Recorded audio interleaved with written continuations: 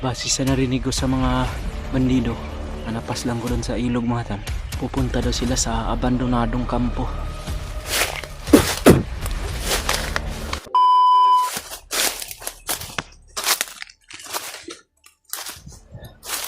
Yung mga tal, no? Papatuloy pa ako sa paglalakbay mga tal. At sinusundan ko po yung bawat mga detalye na nakukuha ko sa mga bandido mga tol, no?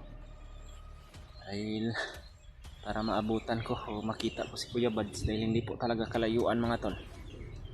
Lagi po akong nakasunod sa kanya mga tol, sapagkat yung mga impormasyon na naririnig ko sa mga bandido ay tukmang tukma po lahat ng mga nakukuha ko sa kanila. Kaya nakukuha ko rin yung mga impormasyon na yun mga tol sa pamamagitan ng nakikinig po ako sa mga usapan ng mga bandido. At kailangan ko lang talaga mag-ingat ngayon. Katunayan talaga mga tol na malapit lang ako kay Kuya Bads, dahil yung mga gamit ni Kuya Bads ay nakukuha ko rin sa mga bandido. Una ko nakuha yung kanyang mask o yung takip sa kanyang muka, at ngayon naman nakuha ko naman tong baril niya. At ito po muna yung gagamitin ko mga tol, ang laban sa mga bandido. Kumuha na rin ako ng mga bala sa mga bandido na napapatay ko. Tuwing may nakikita ako na paunti-unti na mga bandido, hindi pa ako lumulusob mga tol pag marami sila. Pero hindi talaga maiwasan minsan maambos tayo o makita tayo ng maraming bandido. At ang akin lang ngayon, pag-iingat ako at gagamitin ko po yung tagulilong na bigay sa amin ni Lolo Ambo. At may tubig po dito mga tol. Tamang tama din po ito dahil uuhaw po ako. Yan o, mayroon pang mga isda na yung paitan. Parang may mga boses ng aso dun sa bandang unahan mga tol, no?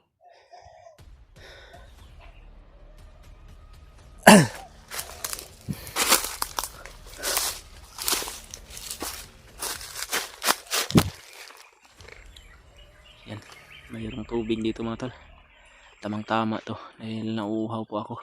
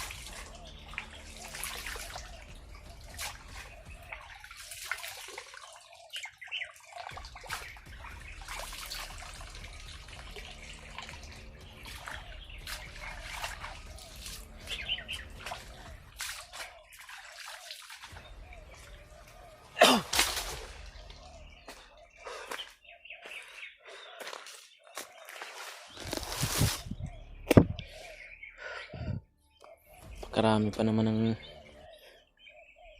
isda dito na maliliit mga tol.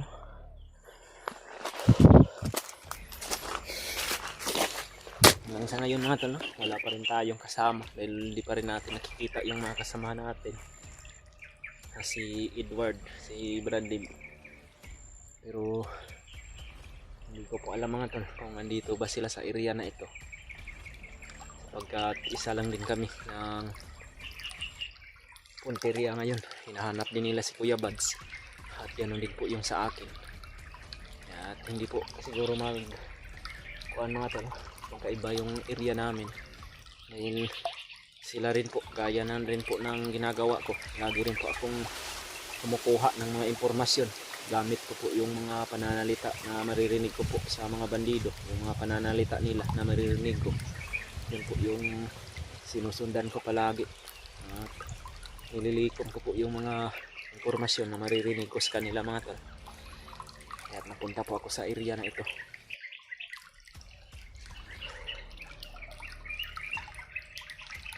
Sa katunayan mga tol, nadaanan ko po yung isang area na parang doon din dinala si Kuya Buds mga tol, no?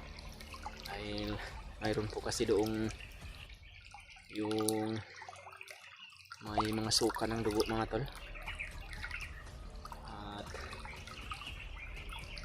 mayroon ding mga bakas na dinadaanan ng mga bandido. Hindi na lang ako nag video doon mga tol dahil marami din yung mga bandido na nakapaligid doon. At medyo kalayo-layo na ako doon mga tol. Dito na naman ako sa area na ito. Natagpo na ako ng mga kasamahan ko dito mga tol.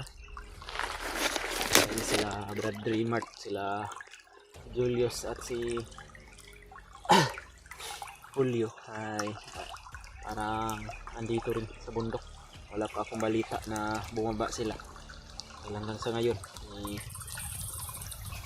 hindi pa siguro nila nakita yung bayaw nila mga tol, no? Na si Bradley. Alam ko rin po na nag-aalala din sila sa kalagayan ngayon ni Kuya Buds dahil sa sobrang kawawa po talaga si Kuya Buds mga tol. Sobra po talaga yung ginagawa ng mga bandido sa kanya ngayon.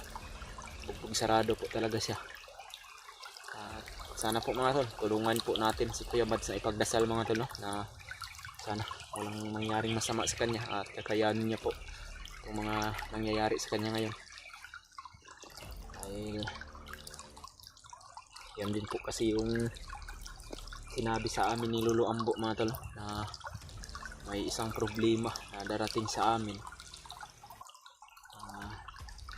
Parang ito na po talaga yun mga tol. Medyo napakakuan lang dahil si Kuya Buds pa yung nabihag mga tol. Siya pa naman sana yung haligi ng aming team Pugi.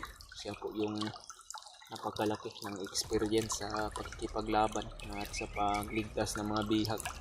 Tapos siya pa yung nabihag ngayon. At gagawin ko na lang po mga tol, ako lang naman yung nag-iisa ngayon, mag-iingat lang po ako.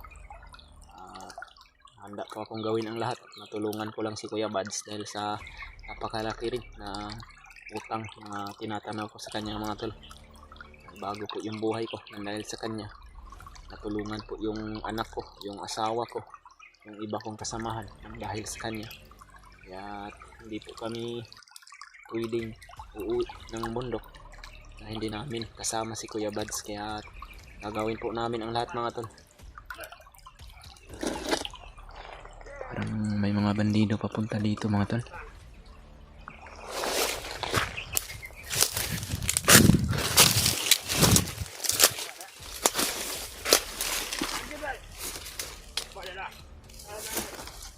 Kailangan kong magtaguli lang dito.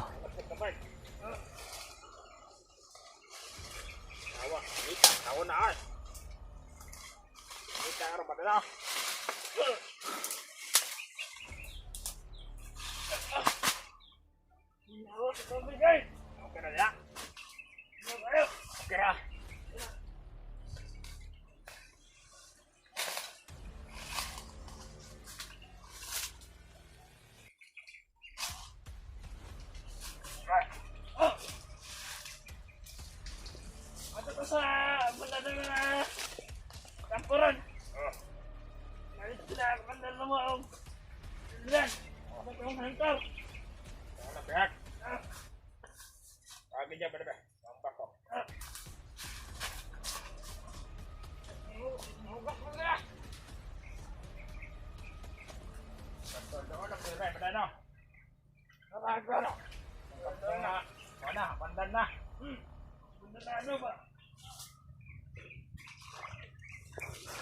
Punta daw sila sa kampo ng abandonado mga tol. Dahil nandun daw si Commander Adrian at si Commander Noah, kasama daw yung bihag. Alam ko na si Adrian at si Noah ang may hawak kay Kuya Buds ngayon. Medyo malapit lang daw dito mga tol.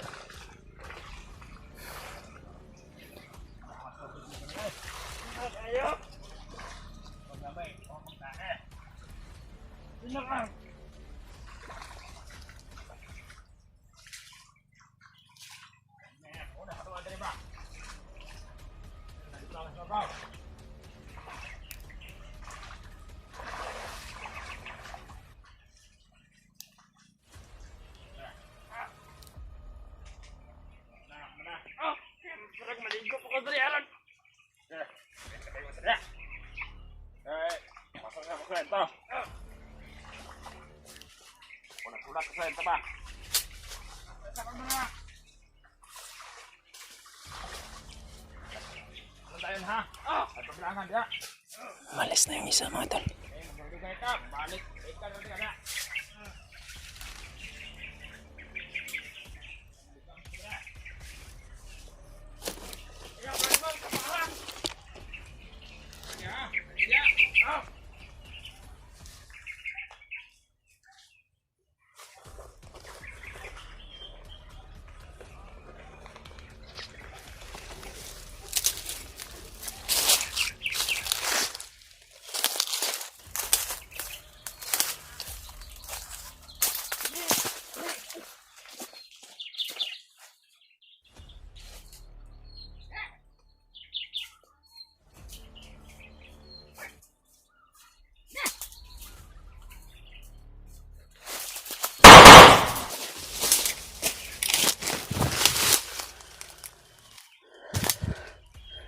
Muntikan pa kung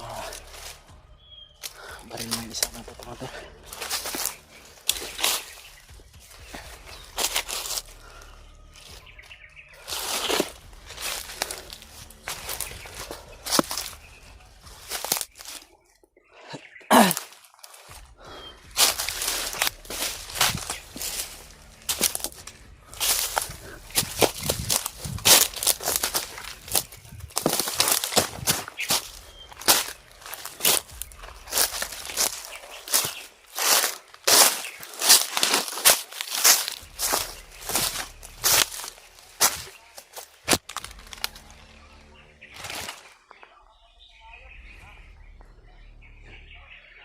Parang may mga busis sa unahan mga tol. Yun o. Maririnig ko dito.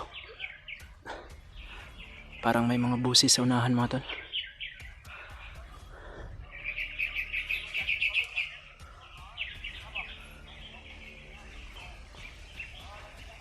Base sa narinig ko sa mga bandido, nanapas lang ko doon sa ilog mga tol.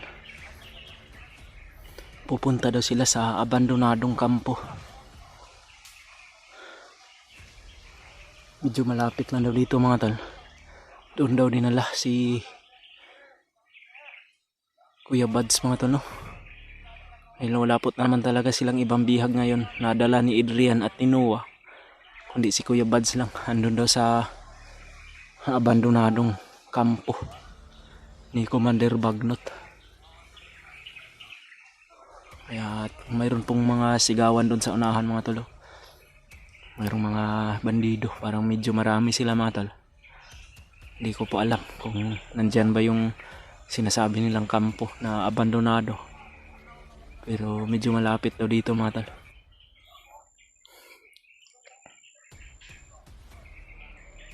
Kaya lalapitan ko po mga tol.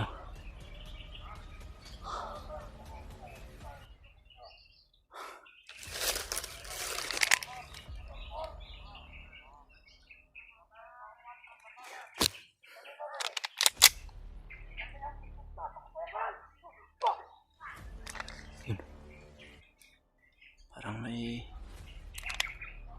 mga barilan sa unahan mga tol.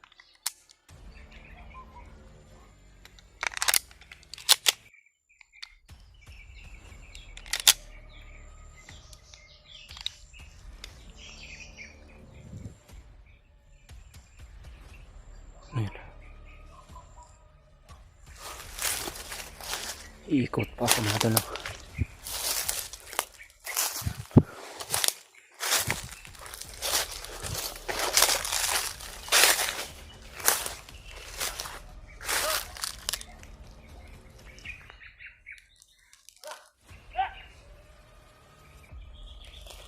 Bandido mga tol.